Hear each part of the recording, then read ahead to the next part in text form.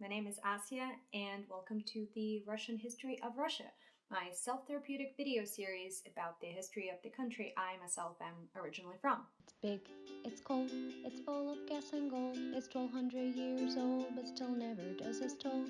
We're Christians, but not really Europeans, but from Asia. We send the ducks to space and kill the tsars on occasion. We drink sodas made from bread, eat our enemies in kasha, and that's why it's so fun to study history of Russia.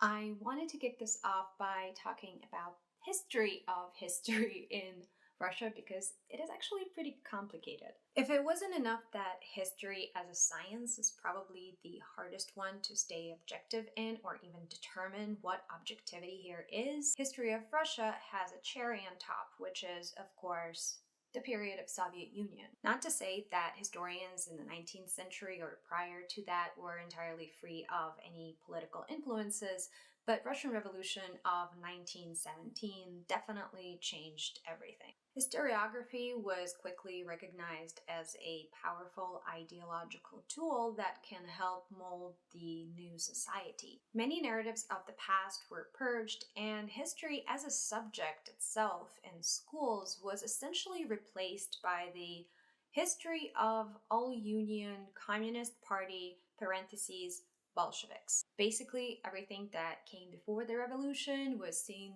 through the lens of the party as a constant struggle that led towards the glorious victory of socialism. Many narratives were stripped of important context, especially when it came to other countries and their roles in Russia's history and its relationships with them. Things remained pretty much the same for the majority of the 20th century up until Perestroika. With that period at the end of the 1980s, that was marked by general liberal reforms and relaxation of state control, of course followed by the fall of the Soviet Union, historiography had to go through a bunch of really big revisions. Archives were being opened, sources were pouring in from everywhere, and the burden of re-envisioning old and new narratives and purging them from all the state-forced propaganda and ideological dogmas fell on the same people who were actually educated and brought up by the same system. So you can see how that might be a bit complicated. So